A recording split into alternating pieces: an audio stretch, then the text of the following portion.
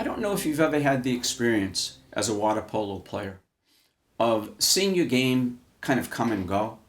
Like maybe in practice you excel and then in game situations your game does a disappearing act.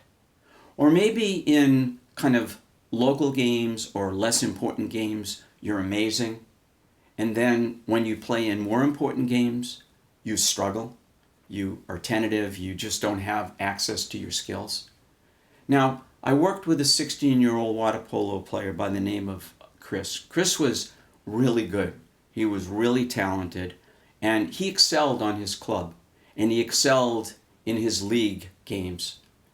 And he was so good, he got looked at by the national team and was invited to a number of national camps.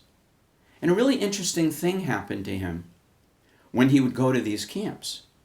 It's like a different athlete would show up. So the coaches who recruited him, who invited him, expected to see a high-level athlete. And when Chris showed up, he was slow, he was tentative, he didn't look confident. And what was going on for him was he was anxious as anything. He was overthinking. And some of this started on his plane rides or drives to these camps. And what was interesting about what Chris was doing is, unbeknownst to him, when he played for his home club and in these local matches, his focus was on all the right things.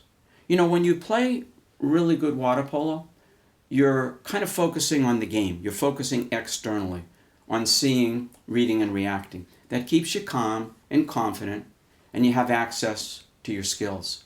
When he'd go to these national camps, instead of focusing on what was going on the drills, on the scrimmages, he was focusing on his thoughts.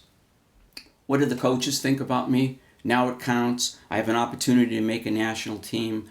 I need to play well.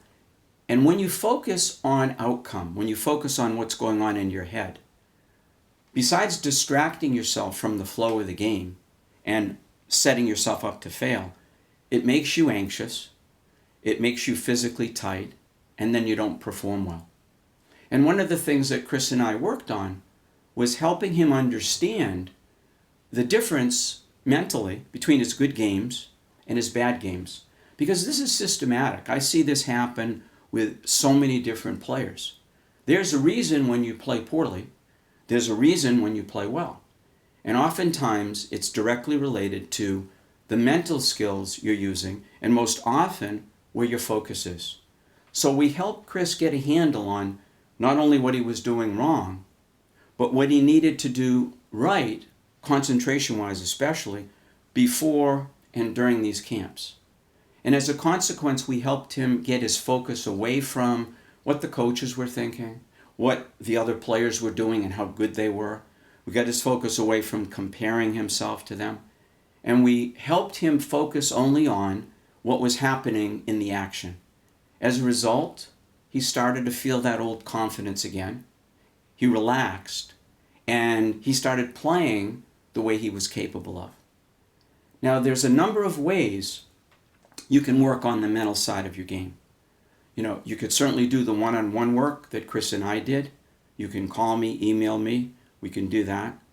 You could work with some of my training materials, my audio sets, some of my workbooks. Which works best for you? You can decide. You can call me to ask what I would think would be helpful. But let me promise you one thing.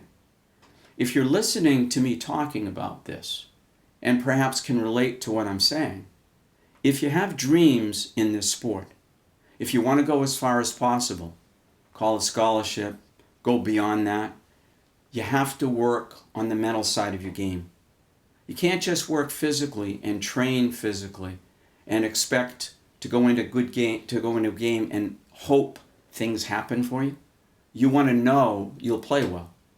And the way to ensure that is by working systematically on developing these kinds of mental skills.